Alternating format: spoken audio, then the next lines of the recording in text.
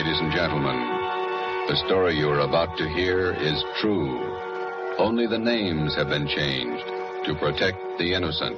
Fatima Cigarettes, best of all long cigarettes, brings you Dragnet.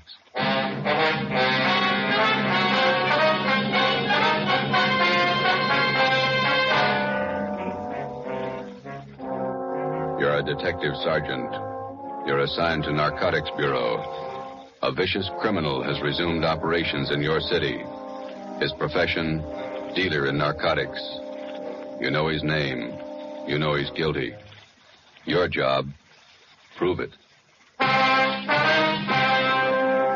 If you want a long cigarette, smoke the best of all long cigarettes. Smoke Fatima. Fatima is the long cigarette which contains the finest Turkish and domestic tobaccos superbly blended to make Fatima extra mild. And that's why Fatima has a much different, much better flavor and aroma than any other long cigarette. That's why Fatima has more than doubled its smokers, coast to coast. So, if you want a long cigarette, smoke the best of all long cigarettes. Smoke Fatima. Dragnet, the documented drama of an actual crime. For the next 30 minutes, in cooperation with the Los Angeles Police Department, you will travel step by step on the side of the law through an actual case from official police files. From beginning to end, from crime to punishment, Dragnet is the story of your police force in action. It was Thursday, January 21st. It was cold in Los Angeles. We were working the night watch out of Narcotics Bureau. My partner's Ben Romero. The boss is Thad Brown, chief of detectives. My name's Friday. I was on the way back into work, and it was 3:49 p.m. when I got to the main lobby of the City Hall. Public phone booth.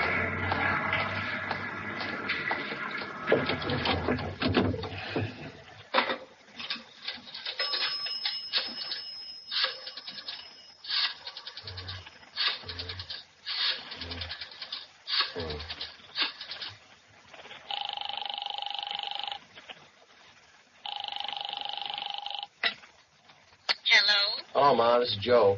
Joseph, you said you were going to be home at 4 o'clock. Oh, I couldn't help it, Ma. They changed the schedule. I got my stuff all right. Thanks for packing it. Well, I put your socks and your clean T-shirts on the bed.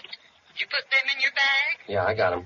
Got them off the clothesline right after you called. They weren't quite dry, or I would have packed them for you. I got them all right. Listen, Ma, I'll call you whenever I get the chance. Now, don't worry. How long are you going to be gone? I haven't any idea. Maybe a month. All depends.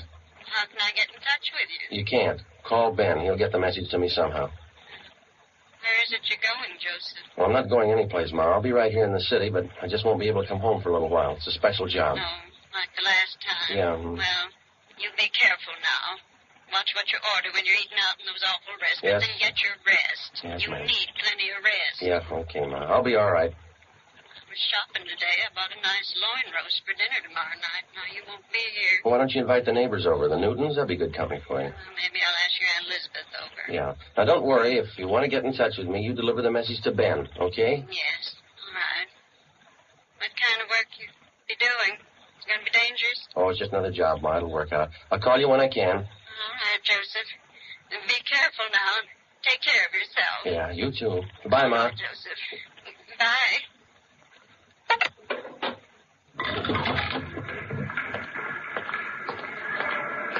I left the phone booth and started down the corridor. I went up a short flight of stairs and turned left. The afternoon crowd in the City Hall seemed heavier than usual. I walked past the elevators and turned right down another corridor. It was 3:58 p.m. when I got to room 24, Narcotics Bureau. Captain White? Hi, Joe. You want to take these? Yeah, sure. Here's my badge. Okay. Here's all my identification and my gun. Right. I'll take care of them for you. These clothes look all right? Just a minute. Now, let's see. Yeah. I don't like that tie. Romero, Yes, Skipper? let's see your tie. Yeah, swap with Friday, will you, Ben? Christmas tie's pretty loud. Mine's not. That's the idea.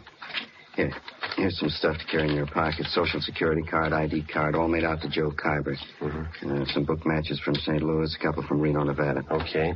You pick up another gun? I loaned him my .25 automatic. It's small. It's easy to carry. Suit yourself. I don't have to tell you to be careful. No. It's a chance we've been waiting for, Joe. A lot depends on you. I'll do what I can. Just one thing I want to tell you. Take your time. Take all the time you need. Don't push it. I understand. No time limit. Your time's up when they find out who you are. Captain Lynn White and I left the Narcotics Bureau together with Ben and Johnny Bingham. We went down the hall to the office of Chief of Detectives Thad Brown. As in most major narcotic cases, the plan involved the coordinated work of all three offices, the federal, state, and our own local bureau. The operation involved a great many men and a lot of time. When we got to the Chief of Detectives office, two men were with him. Bill Craig, the agent in charge of the Federal Bureau of Narcotics for the Southern California area, and Inspector Virgil Beckner, head of the State Narcotics Bureau for our district. All of us had one common goal, the apprehension and conviction of two men, Arthur Belmont and Ralph Costello. The first man on the list, Ralph Costello. Chief Brown outlined the overall plan. Craig, your federal men have been tracking Costello off and on for 3 years now. Beck's of your state agents. Same for our men. This time we can't afford to miss. You figure an undercover man working locally? That right, Chief? Yeah, Craig. You'll start right from the bottom, work up the line till he gets to Costello, if he gets there. Beck? Where are you going to start? Captain White, would you lay it out for Beck and Craig? Yeah. Friday here's going to handle the job. He's got his full instructions. Joe, you want to fill him in? All right. I'll make my first contact tonight. I'll meet in a bar down on South Pico with another one of our undercover men, Benny Arredondo. He'll introduce me as Joe Kyber to one of his informants. The informant is supposed to help get me into the Flats gang. The same bunch running on the south end of town? Yeah, small-time peddlers, precurious, a little bit of everything. Go on, Friday. When I get in the gang, I run with them until I find out where and how they make their buys. After you get a contact, you make buys all the way up the line and get as close as you can to the top. Yeah, that's right. You worked out your contact with us? He knows that under no conditions will he be seen around the department here. It's been set up that I have a hotel room lined up down on the east side. Romero here and Captain White will be my only contact with the office. I'll be using the name Joe Kyber. Sounds all right to me. How about you, Craig? How about that informant, Friday? Can you count on him? Arredondo thinks a lot of him. He says he's a good man. He's the first rung on the ladder. He's got to be solid. Well, if he's not, we won't have far to fall. Depends on how you look at it. You can kill yourself in the bathtub. 8 p.m. Thursday, January 21st. I checked in at the Casino Hotel on Terminal Street. I registered as Joe Kyber, Omaha, Nebraska. I was given the key for room 5. The rent was $7 a week. I unpacked a few things I had in my bag and went down the hall and took a shower. I went down to the lunchroom on the corner. I had an egg sandwich and a cup of coffee. It was 11:18 p.m. when I walked into Blue Wright's Bar and Grill. I ordered a beer and sat down. I watched the missing persons program on the television set above the bar. Lose somebody, Kyber? Hello, Benny. Been here long? I just got here. Where's your boy? Sitting over there with that fella in the blue suit. Name's Gene. Who is the guy in the blue suit? One of the Flats gang. Gene's lining up your introduction now. Guy's name is Ludwig. I call him Lud. He knows me as Steve. Right. What do we do? Sit tight till Gene gives us the word. The tie of yours looks like it's on fire. Look all right? I wouldn't wear it. Lud would. Get in the hotel okay? Yeah, all set. Room 5. Gene wants us. Let's go. Okay.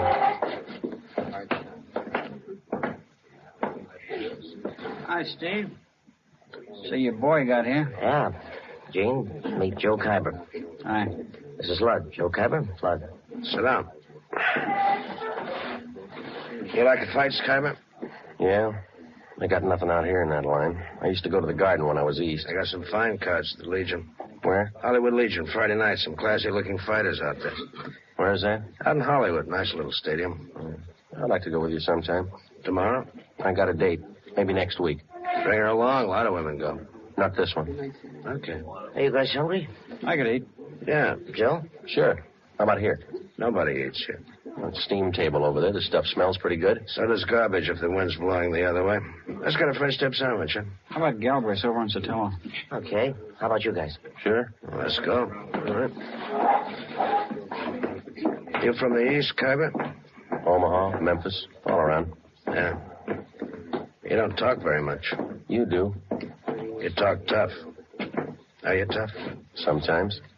This place we're going to go eat, sometimes the meat's tough, too. Yeah? Just like a piece of tough meat, you can always cut it down to size. The following week at the fights, I met some of the other members of the Flats gang. They were a typical group of hoodlums. Unlike fiction writers have portrayed them, generally gangs of this type do not operate under a gang leader. Each member considers himself the best of the lot. For all practical purposes, they didn't need a leader. But as in any group, some men are more dominant than others. Ludd was one of these. Because of his tough manner, I observed that the gang members placed confidence in Ludd. It was then that I decided that I had to be tougher than he was if the gang was going to accept me. 5 weeks went by. March 7th. There was still no mention by any of them that they were either using or dealing in narcotics. Come on in, Kyber. Sit down. Ludd? Kyber, meet Jerry Phil. Hi. I picked up the tickets for the basketball game tonight. Good seats? Yeah, they look okay. Got an extra, Ducky? Maybe I'd tag along. Yeah, we got 4. You look kind of sad, Kyber. He always looks that way. First he was tough, now he's sad. Oh, you and that mouth. You know it all, don't you? No offense, you look a little low. I don't know about you, Kyber, but I'm a little under par. I'm going to have myself a pop. You interested? No, I don't use it. Why don't you try it? You might get a kick out of it. I have. It's all right going up, but it's nothing coming down. That's where you make a mistake. Stay up. Don't come down. Hello. You heard what he said, Jerry. You don't like it. How does he know? He never stayed up long enough. Take your pop and shut up. You talk about Kyber trying to be tough. You think you're the big wheel around here. That's enough. You better quit giving orders, Lud. You know better than the rest. Look, little man, knock off that kind of talk and keep us both happy. Sure. The boss, man. You know, I got one positive way to shut you. Why don't you two quit it? This concerns me and Phil. You keep your mouth shut. Well, don't get mad at me. I only wanted to save an argument. Can it, I say. Now, look, big mouth, you can push Phil around, but not me. Now you're playing the tough guy again, ain't you? Why don't you go over there and sit down, huh? You set me down, punk. All right, now listen to me, both of you. I'm tired of being talked down to like a junior member of the firm. You either treat me equal or leave me alone. You understand? You had it coming, Lud. Yeah. I'll put that bottle down, Lud. Where'd you get that gun? To carry that thing right along? Right along. Put it down, Lud. Okay. I'm long on memory, Kyber. Remember that. Yeah, and I'm real short on patience with you. Well, I still ain't had my pop. Better hurry. I don't want to miss the game. You got good seats, Kyber. They're not too low. I can't see nothing if they're too low. Don't worry. You'll be high enough. 2 months went by. By playing the tough guy, I gained a great deal of prestige in the eyes of the other gang members. Jerry Fell made sure that all the members heard about that episode up in Ludd's room. Dealers and users of narcotics rarely carry guns. The members of the Flats gang were small-time peddlers and users. They're referred to as mules or small fry. When they found that I carried a gun at all times, they were impressed. They considered me one of them. Since the very beginning of my undercover work, I met weekly with Ben Romero and Captain Lynn White of the Narcotics Bureau. I would be picked up at a different location each time, making sure that I wasn't followed, and we would remain in the car and drive around in a remote section of the city discussing my progress with the gang. During this first 3-month period, under the pretext that I had clients to furnish, I made 2 small narcotics buys, one for $13 and one for $8. As soon as the purchases were made, I would mark them for identification, contact Ben, and then turn the narcotics over to him to be booked as evidence by the property clerk at Central Division. Another month went by. Thursday, June 5th, 11 p.m. We had just returned from the midget auto races, and we were sitting around in Ludd's room. You mentioned something out at the races, Kyber. Now what's on your mind? I told you, Ludd, I need a half a dozen caps right away. I got people putting the bite on me. Old customers. How old can they be? You only been out here 5 months, remember? When they're hooked, they get to be old customers in a month. I fixed up 2 buys with Morse for you. Tony says he can't handle anymore. Hasn't got enough around. You got on board late, you know. All of us are ahead of you. Tony can get more. Who's his source? Couple of guys. I know them. How about an office to one of them? You deal with Tony. You said he hasn't got enough. That's right, I did. Okay. How much do you want? They're your customers. What's it worth? They'll pay. What's the guy's name? Costello's one of them. He'll have enough for you. Who's the other guy? You deal with Costello for now. Where can I meet him? Morse will set it up for you. I gotta meet him now. Come in. Police officers. Shake it down, Donahoe.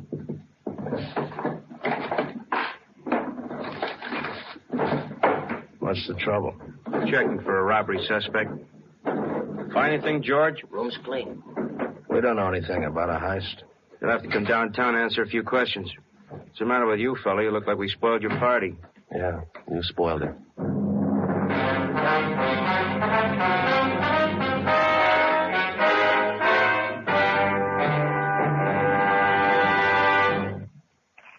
You are listening to Dragnet, authentic stories of your police force in action.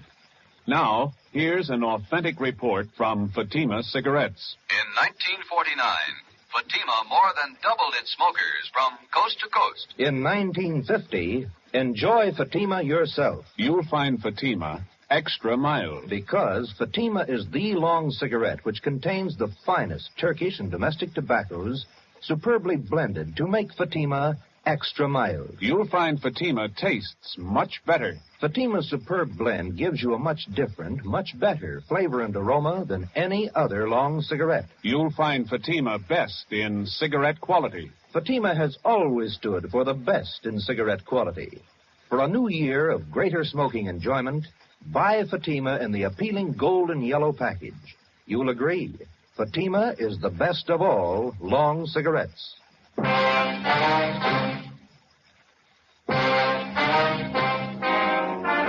chance of my being picked up while working on an undercover assignment was one which all of us had considered. Since only a handful of men out of some 5,000 working police officers in the department knew anything about our narcotics investigation, we knew that such an occurrence was not impossible. It's one of the chances we had to take. In this instance, we lost, and the critical meeting with one of the men we were after was forestalled.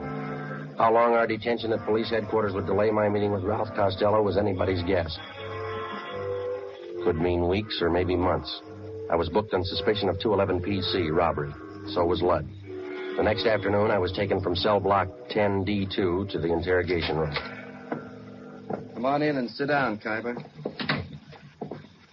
How are you, Friday? It was a tight squeeze. The booking number's been canceled, Joe. Print's been stopped. Those two men from robbery who pulled me in, Wynn and Donahoe, I thought I was in trouble for a minute. They had no idea you were in that room. Once they got up there, they had to follow through. Well, they played it right. They remembered their etiquette. If either one of them had said hello before you did, you might have been in big trouble. Well, I'm in big trouble anyway. I had a meet all set with Costello. Almost set, anyway. Just a case of bad timing on that pickup, huh?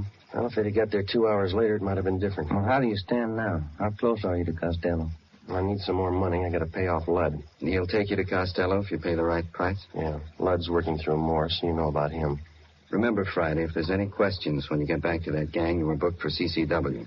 You're out on bail. Yeah. I got you another gun, Joe. 32 automatic. Okay? Yeah, thanks. I couldn't go back with the same one. What about the federal and state men? How are they doing? Pretty good. Federal men picked up Costello in Fresno. He was connected with the sale of 6 cans of H. Mm-hmm. That much heroin up there. No wonder Ludd can afford to hold me up. He knows there's a shortage down here. Case isn't too strong against him. When it looked definite that we had him, they were going to call you off. He's out on bail. Costello's back down here now. Yeah. Seems like we get our hands on the guy, but we can't hold him. Narcotics in their possession or under their control. That's what the book says. That's the way we got to get him. We'll get him that way. It's up to you now, Friday. Stay with it and keep your chin covered. I mean, if you need anything, Joe, call. Your mother's been over at the house for dinner a few times. She's okay. Thanks. Tell her I'm all right, will you? Sure. She worries a lot about you, Joe. Anything happened to you, it'd just about kill her. That makes 2 of us. I'll see you. Before I left the city hall, Captain White drew out some more money from the Secret Service Fund. This fund is for the sole purpose of undercover work. This latest amount was for the narcotics buy that I hoped to make with Ralph Costello. An hour before I left, Ludd was released on a writ that he had arranged for.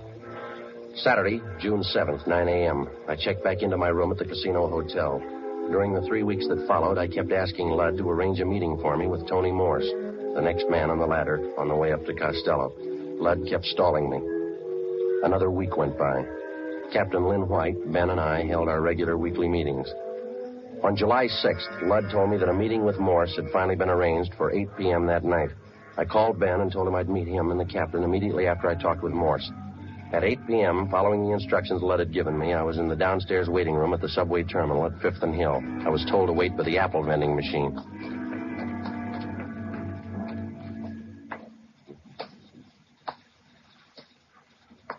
Excuse me, mister. Oh, yeah, sure.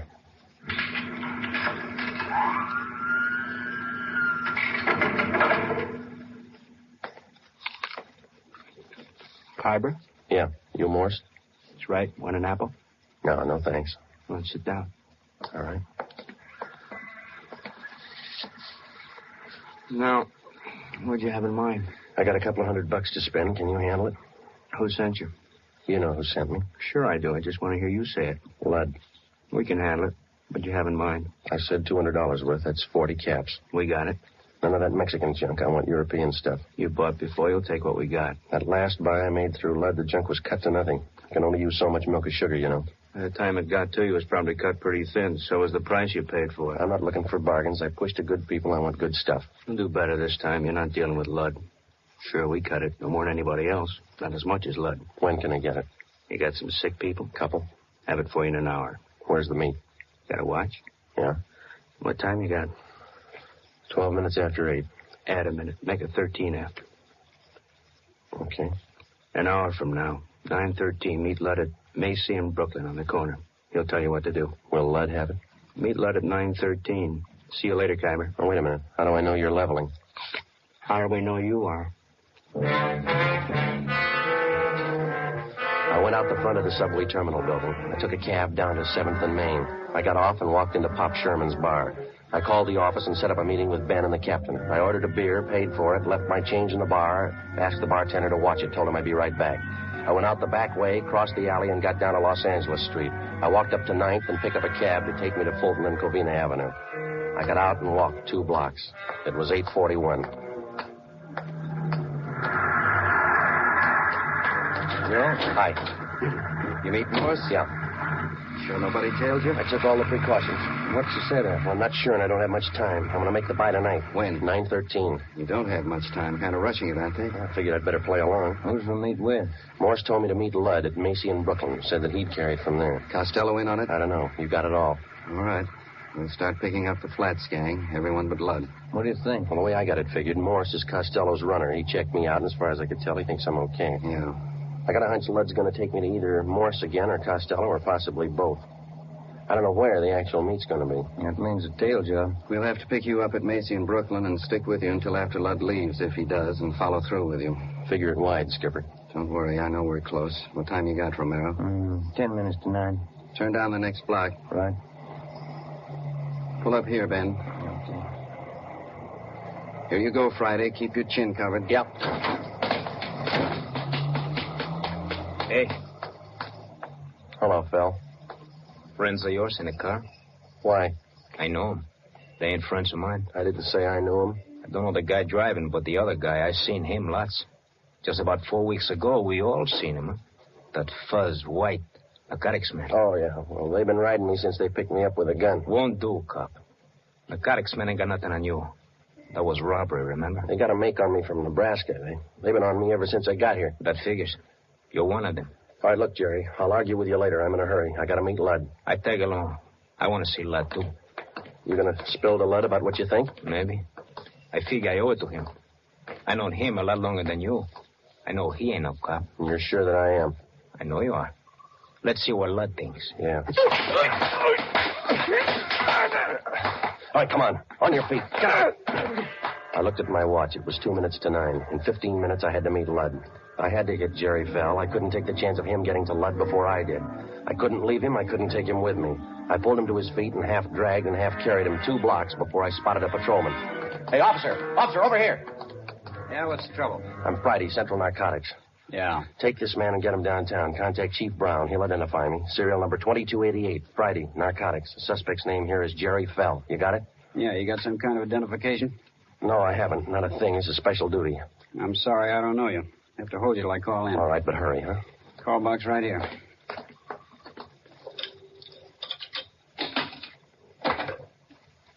This is Carlson, box 117. Check on a matter with Chief of Detectives Brown, will you? Yeah, that's right. Have a man here who identifies himself as Friday. What's your first name? Joe Friday. Tell him to hurry. Yeah. Joe Friday, Central Narcotics, serial number 2288. Says he's in a hurry, holding a suspect, Jerry Fell. Now, hold on. Yeah, my watch says 5 after 9. What time you got? I got 6 minutes after. It might be a little fast. Any cab stands around here? 4 blocks up the street. Which way? That way? Yeah. Okay, I will. Thank you. Okay, Sergeant. Sorry to hold you up. Need any help? No, you just hang on to this guy. Don't let him go. I started to run. Macy in Brooklyn. 6 blocks away, and I had 8 minutes to make it. A narcotics buy is one date you're not late for. Either you're there at the specified time or there's no deal. The veteran narcotics peddler knows that that's the only safe way for him to operate. A minute, one way or the other, could mean an arrest. I ran. You're out of breath, Kuiper. Anything wrong? No, the cab broke down. I didn't want to be late. You got 40 seconds. That's cutting it pretty thin, but it'll do. Come on. All right. Right here. By this lamppost? That's it, right in front of it. Don't move to the left or right. Stay put. They'll handle the rest. So long.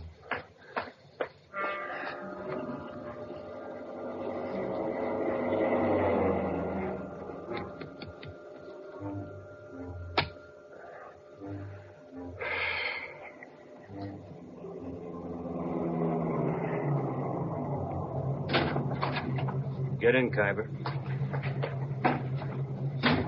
Got the money? Right here. 60. Yeah, 200. Here's your package. Okay. That's it. Joe Kuiper, meet Ralph Costello. Hi. Hello. Out this side, Kuiper. Okay. I'll see you.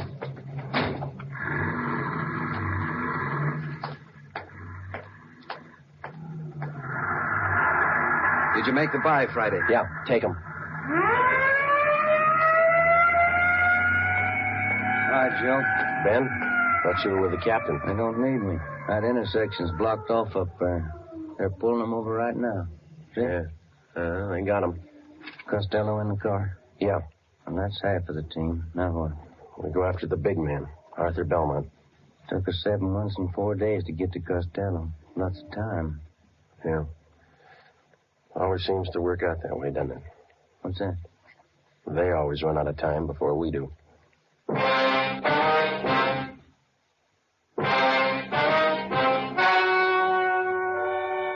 The story you have just heard was true. Only the names were changed to protect the innocent. On July 6th at 10:45 p.m., Ralph Costello was taken to the Narcotics Bureau, the interrogation room. In a moment, the results of that interrogation. It's amazing how many long cigarette smokers are changing to Fatima. Here is the actual report.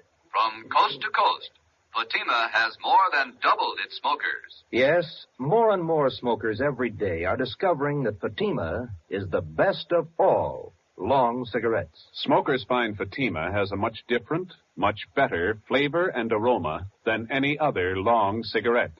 They find that Fatima is extra mild because it's the long cigarette which contains the finest Turkish and domestic tobaccos superbly blended to make it extra mild. Enjoy extra mild Fatima yourself.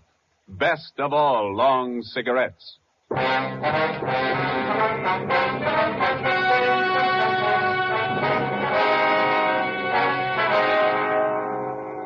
With the promise of the United States District Attorney that his prison terms for the possession and sale of narcotics would run concurrently rather than consecutively, Ralph Costello agreed to furnish us vital information concerning the #1 narcotics dealer on the Pacific Coast, Arthur Belmont. Next week, the big man, Arthur Belmont.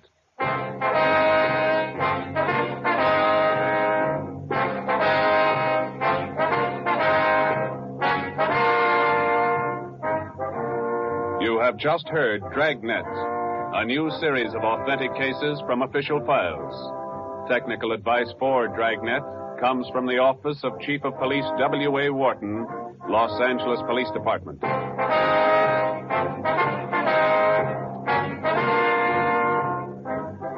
Fatima Cigarettes, best of all long cigarettes, has brought you Dragnet from Los Angeles. Hear Mr. and Mrs. Ronald Coleman in the Halls of Ivy, tomorrow evening on NBC.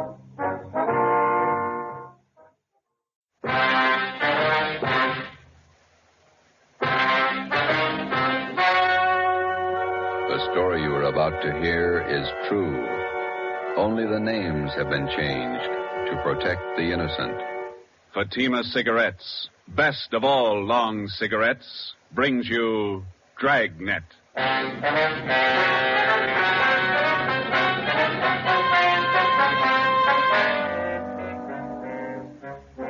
You're a detective sergeant. You're assigned to Narcotics Bureau. For 7 months, you've been working with federal and state agents in breaking a narcotics ring. You've apprehended the small fry. Next in the line, the big man. Your job, get him. If you want a long cigarette, smoke the best of all long cigarettes. Smoke Fatima. Fatima is the long cigarette which contains the finest Turkish and domestic tobaccos superbly blended to make Fatima extra mild. And that's why Fatima has a much different, much better flavor and aroma than any other long cigarette. That's why Fatima has more than doubled its smokers coast to coast. So, if you want a long cigarette, smoke the best of all long cigarettes. Smoke Fatima. Dragnet, the documented drama of an actual crime. For the next 30 minutes, in cooperation with the Los Angeles Police Department, you will travel step by step on the side of the law through an actual case from official police files. From beginning to end, from crime to punishment, Dragnet is the story of your police force in action. It was Wednesday, July 9th. It was warm in Los Angeles. We were working the night watch out of Narcotics Bureau. My partner's Ben Romero. The boss is Thad Brown, chief of detectives. My name's Friday. I was on the way into work, and it was 3:58 p.m. when I got to room 24, Narcotics Bureau. Hi, Joe. Feel better? Oh, not quite as tired, Ben. That Costello thing was a long haul. Narcotics Romero. Okay, Bigham. I'll tell him. Meeting's in 5 minutes. Chief Brown's over. Okay, I want to pick up my stuff from the captain first. Hi, Skipper. Come on in. You look a little better, Friday. Get some rest? Yeah, a couple of good meals. That's the trouble with the Flats gang. They never knew where to eat. Sit down, Joe. I want to talk to you. We got a couple of minutes before the meeting. You'll probably be getting this all up and down the line from here in. Just want to let you know that we think you and all the men in the operation did a fine job. My part wasn't much. You did more than I did. Oh, we all worked, but you had the dirty end of it. Good job. Here's your equipment. You'll need it now. Oh, yeah, thanks. Badge, your ID cards, your gun. 6 shells, that's all of it. Mm-hmm. That's it, thank you. You're back at it. Yep. Here's one for you. Look at this. What's that you got? Mug shot of a girl picked up in a narcotics raid last night. Oh, a pretty girl. Long blonde hair, beautiful eye. She looks young. High school girl? She was when that picture was taken, 1947. She was 16. Here, look at this one. Yeah, same girl. Yeah, that's the way she looked at 11:30 last night when we picked her up. She looks 50. 19 years old. 3 years on heroin. She might as well be dead. She is. 8 o'clock this morning. Let's go. It's time for the meeting. You just looked at the best reason I know of for getting Belmont. She get her stuff from Belmont? Costello was pushing to her. He got his stuff from Belmont. They all do. Well, let's go. All right, William. Anybody brief you on the Costello interview, Joe? No, not yet. Chief Brown will fill you in. Here we are.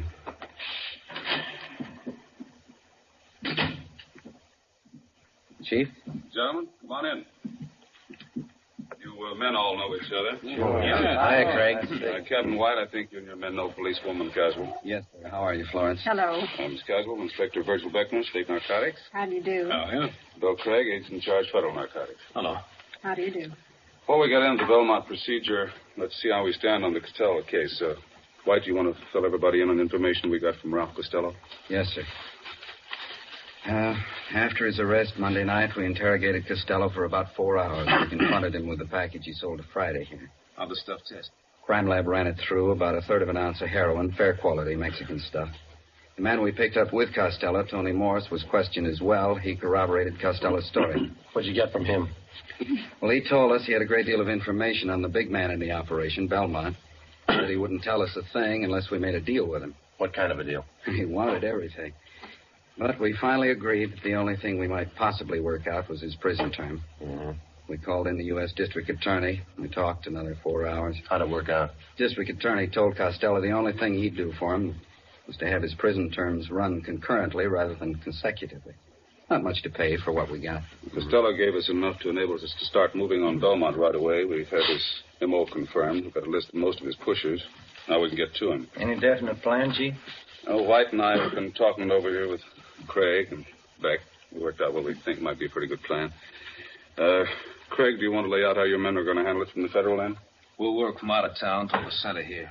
We'll check his contacts across the state lines. We've already traced his connections to the east, New York Syndicate. We'll keep working that end. Beck, how about your state narcotics men? We'll work inside the state line here. We've already checked out part of his operations. We've located sources in San Francisco, Bakersfield, Fresno, as far south as San Diego, Lower California. We'll draw all those ends up tight. Keep moving. You fellows will both give us a hand if we need assistance. You bet. Yeah, that's right. Fine. White, what are we going to do locally? Oh, it's going to be a case of taking what we know and finding out what we don't know, putting the two together. Seems to me to be a case of watching the man at all times. Belmont shouldn't be able to blow his nose without one of our men knowing it. It's going to be a tremendous undertaking. You all know the tough job it is shadowing narcotics men. They're fidgety, hypersensitive. They recognize anything out of the ordinary at once. And for that reason, it can't be a one-man operation. Everybody's got to work. Our undercover won't work this time. They're no doubt alerted. So we'll work it from another angle. When do we start? We've already started. Belmont lives in Manhattan Beach. His house is under surveillance, has been since yesterday. Well, I can't impress upon all of you the importance of not letting Belmont out of your sight for an instant. A narcotics buy could be made in 30 seconds. If we're not there at the instant, we lose him. Do we have anything at all as to when he might be ready to deal again? Nothing. Nobody seems to know Belmont's exact operating time. Could be any time. And in order to prosecute him, we want to be there when the narcotics are in his possession or under his control. So we start to live with him and stay as close as we can without being tapped until there's a buy. That's it. Captain White has all the assignments for our local men. Okay. We'll watch him. And stay close to him. If he makes a move, be there. The meeting lasted 4 hours. During that 4 hours, a plan was formulated which we hoped would end in the successful apprehension of the #1 man in Pacific Coast narcotics traffic, Arthur Z. Belmont. How do you watch a man, his every move, for 24 hours, day in, day out, without his knowing it? How do you watch a man whose very existence depends upon not being watched, who is expertly schooled in every trick and device of police surveillance, whose method of operation will change with the slightest disturbance of his daily routine, and if that M.O. changes, you've lost him? Thursday, July 10th, in the small Los Angeles suburb of Manhattan Beach, population 10,172. 3 very ordinary events took place. A public nurse began a house-to-house survey. She asked the simple question, have you ever been vaccinated for smallpox? She started canvassing 27 blocks from the home of Belmont. Policewoman Florence Caswell. 2 Japanese gardeners new to the city of Manhattan Beach began soliciting work. They started asking for jobs 38 blocks from the home of Belmont. Sergeant Ten Fujikuni and Patrolman John Kagawa. A team of surveyors driving a station wagon marked with the seal of Los Angeles County began taking linear measurements for the proposed enlargement of storm drains in the area. They started 14 blocks from the home of Belmont. Lieutenant John Bigham, Central Narcotics, Sergeant Ben Romero, and myself. Okay, Ben, bring in the rod. Let's knock off for lunch. What do you want to eat, John? In the wagon. Better take the transfer with us. Kids might pick it up. Yeah, I got it. I can't keep the sand out of my shoes. Might as well get used to it. We're a long ways from home. Yeah. 9 years on the job. It's the first time I ever brought my lunch in a paper sack. Who knows, Joe? This might change your whole way of living. You bet. You want to sit in the front? No, I'm getting back. Fellas, have a look at the local paper? No, why? Manhattan Beach Sentinel, down the bottom of page 1 in the box. Read it. Yeah, let me see. Yeah. Mm-hmm. Yeah, it's good. What is it, Joe? Read it out loud. Oh, it says preliminary work on storm drains started. Surveyors. Well, it goes on to say that surveyors have started taking measurements for the new drains. Captain White's idea had the story planted, even got a release from the Planning Commission. It won't hurt us a bit. Well, you said lunchtime. We've got enough here for the whole department. 4 hard-boiled eggs. See what kind of sandwiches I drew. Deviled egg. Look here. See if you can put them on egg bread. I hate eggs. Looks like the captain driving up the street. Mm-hmm. No, that's him. Driving a city car. Chief engineer. How's it going, Bigham? Fine. Slow.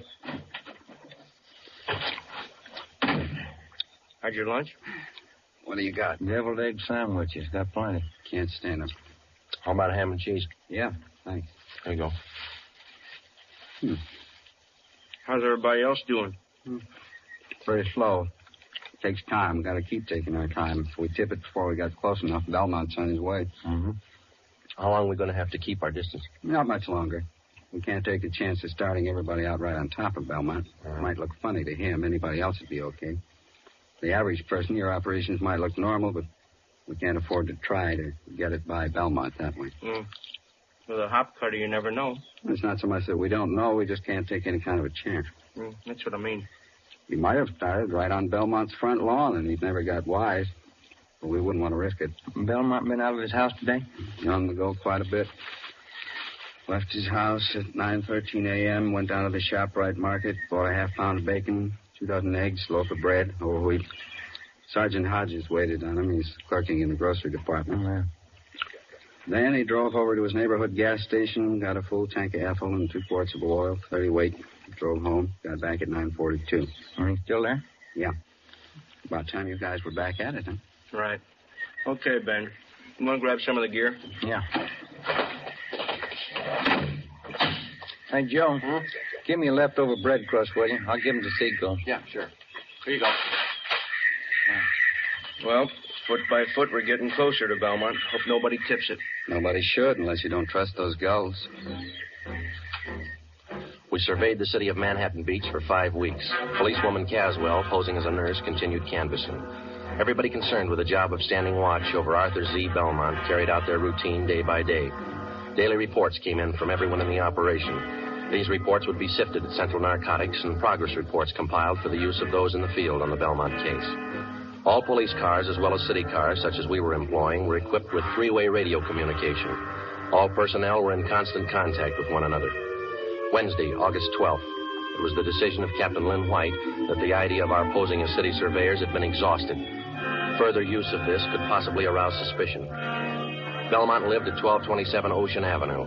2 days before we were called off the surveying job, the city leased the private residence at 1216 Ocean Avenue.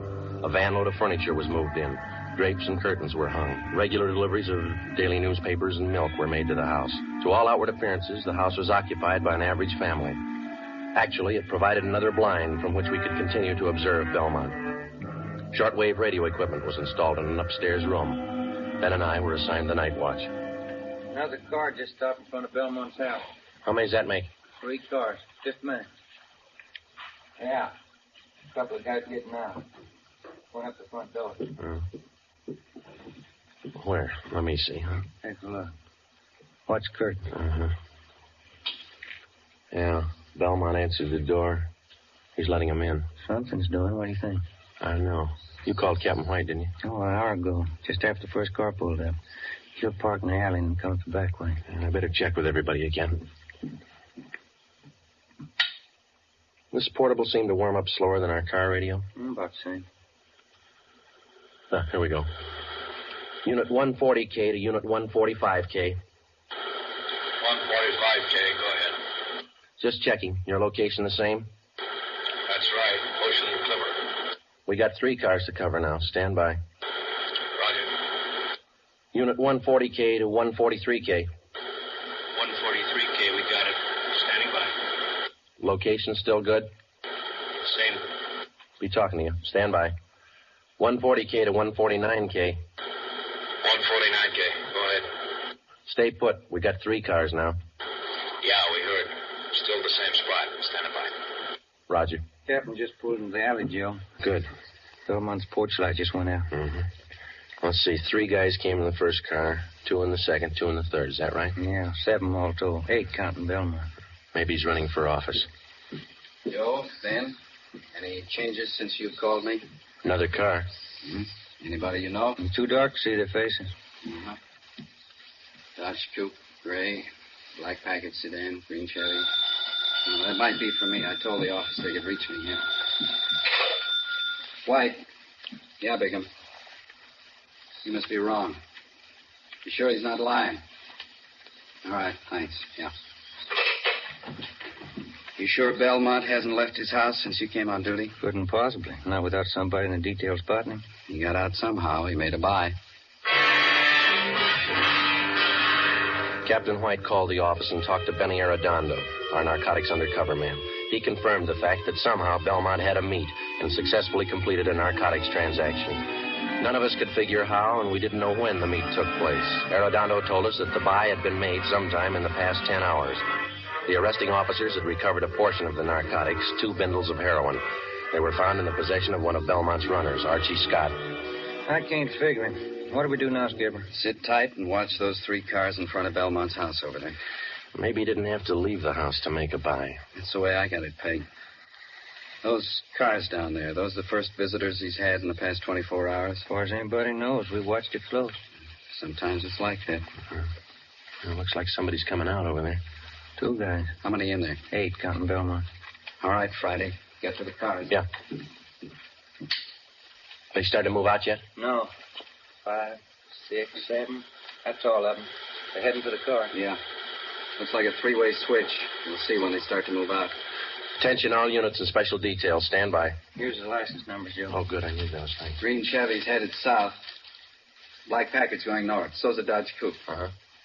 Dodge turned left at the corner. It's headed east now. Got it. 140K to all units and special detail.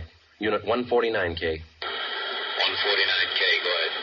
1946 green Chevrolet sedan, license 61 William 852, headed south on Ocean. Roger. Unit 145K. 145K, go ahead. 1947 gray Dodge Coupe, license 1 X-ray 1898, headed east on Clipper Street. Roger. 143K, come in. 143K, yep. 1939 black Packard sedan, license 6 Mary 6778, headed north on Ocean. Roger. Got him spotted. Could be a dry run. Couldn't afford to chance it either way. Nothing to do now but wait it out. That's right, and pray for rain. It was 8 minutes past 8 p.m. We sat back and waited for the reports to come in from the cars. At 8:25 p.m., 17 minutes after the alert was broadcast, Unit 149K reported in on the gray Chevrolet sedan. The car and its occupants were thoroughly searched. No trace of narcotics was found. 8:42 p.m., 34 minutes after the alert. Unit 143K to 140K. 143K, go ahead. On that 1939 Packard sedan, license 6 Mary 6778. Shook them down. Nothing. They're clean.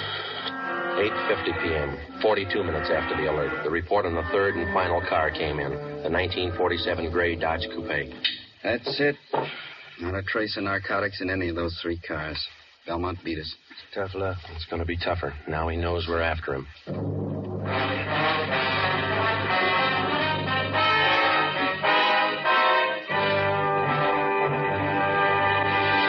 You are listening to Dragnet, authentic stories of your police force in action. Now, here's an authentic report from Fatima Cigarettes. In 1949, Fatima more than doubled its smokers from coast to coast. In 1950, enjoy Fatima yourself. You'll find Fatima extra mild. Because Fatima is the long cigarette which contains the finest Turkish and domestic tobaccos superbly blended to make Fatima extra mild. You'll find Fatima tastes much better. Fatima's superb blend gives you a much different, much better flavor and aroma than any other long cigarette. You'll find Fatima best in cigarette quality.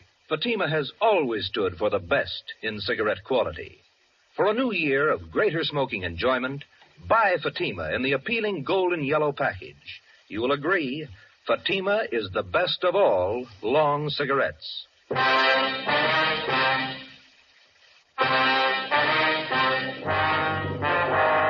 3-car switch. 3 cars arrive at a given point at different times. The meet takes place. The drivers of the various cars leave the given point at the same time. Each drives away from the point in a different direction, making it 3 times as difficult to follow them. The practice was not new to the Narcotics Bureau or the dealers in narcotics.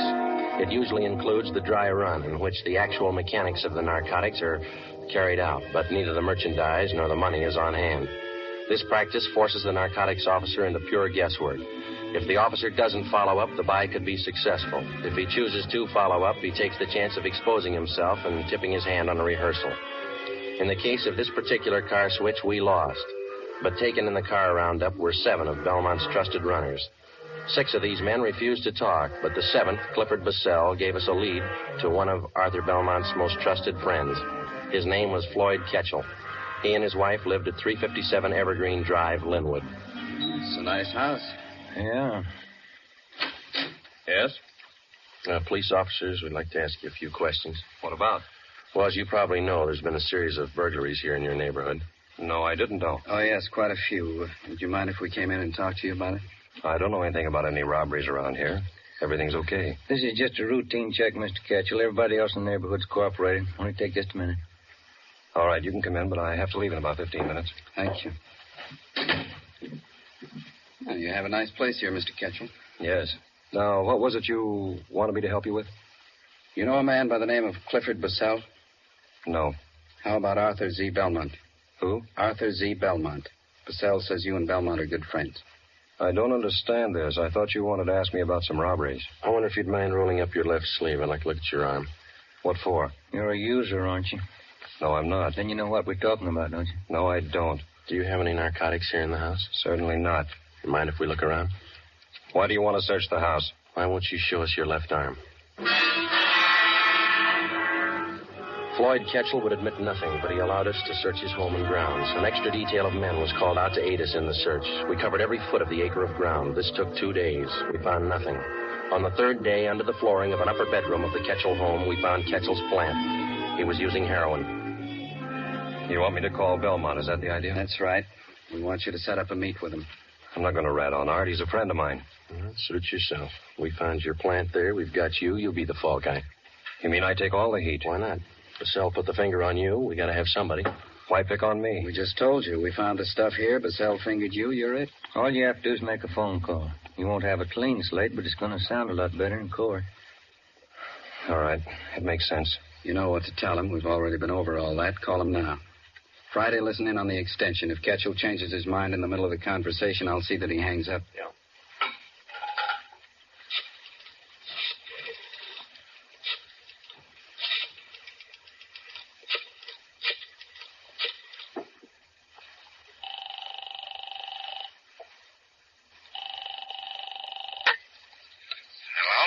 Hi, Art.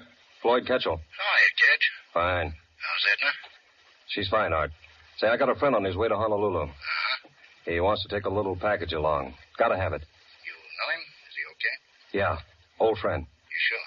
Yeah. Have to be pretty careful. Got hit Wednesday night down the beach. Yeah? Who'd they get? Bassell and 6 guys from New York. Got off easy. It was a dry run.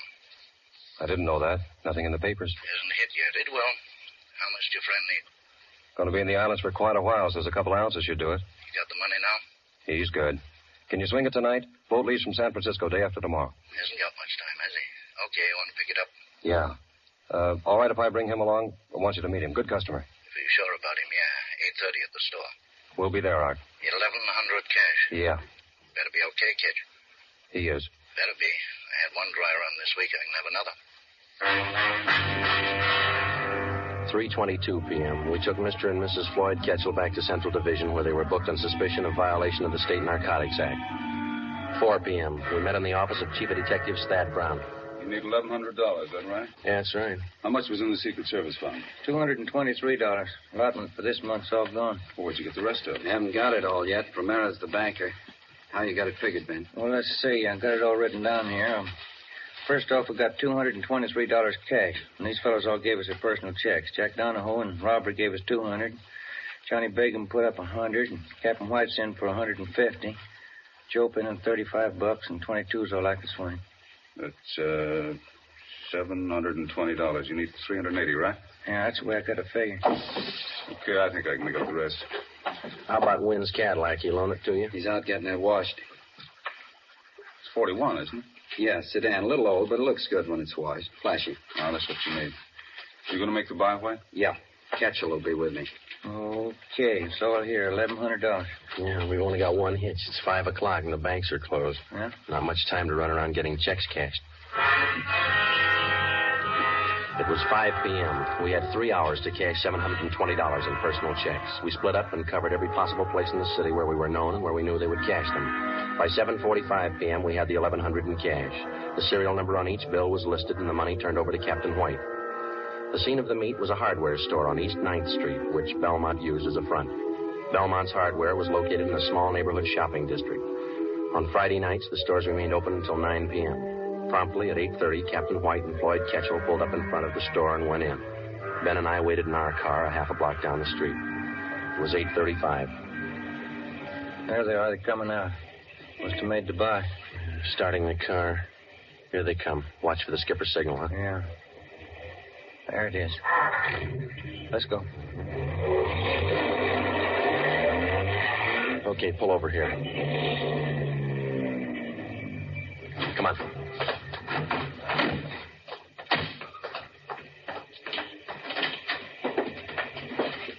There's a clerk back there. You see Belmont? No. Yes, sir. Can I help you? Mr. Belmont around? No, sir. He just stepped out. You sure? Yes, sir. He went out the back door not a minute ago. Bigham and Cassidy are out there, aren't they? Yeah, he won't go for it. Oh, there's Mr. Belmont. Mr. Belmont, these gentlemen want to see you. Running up the stairs to mezzanine. Come on. All right, Belmont. Wait a minute. What's that barrel? Watch it. Look out! Pushing that barrel down the stairs. All right. Let's go. Come on. There he is. He's trying to reach that skylight. Belmont, get on. You'll never make it. Slipping, Joe. Belmont!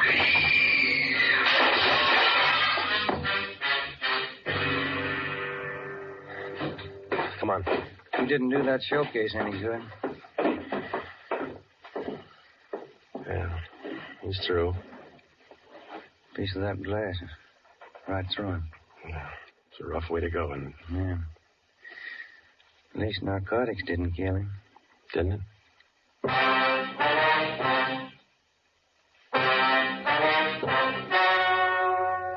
The story you have just heard was true.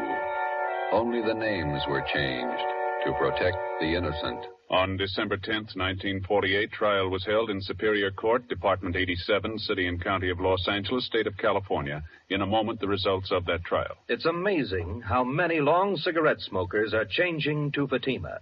Here is the actual report. From coast to coast, Fatima has more than doubled its smokers. Yes, more and more smokers every day are discovering that Fatima is the best of all long cigarettes. Smokers find Fatima has a much different, much better flavor and aroma than any other long cigarette. They find that Fatima is extra mild because it's the long cigarette which contains the finest Turkish and domestic tobaccos superbly blended to make it extra mild. Enjoy extra mild Fatima yourself.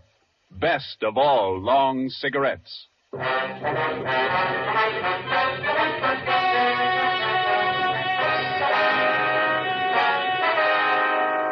members of Arthur Z. Belmont's narcotics gang were finally rounded up by federal, state, and local authorities.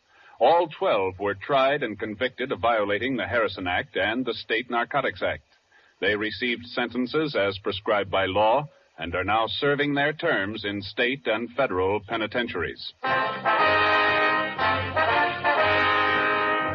You have just heard Dragnet, a series of authentic cases from official files.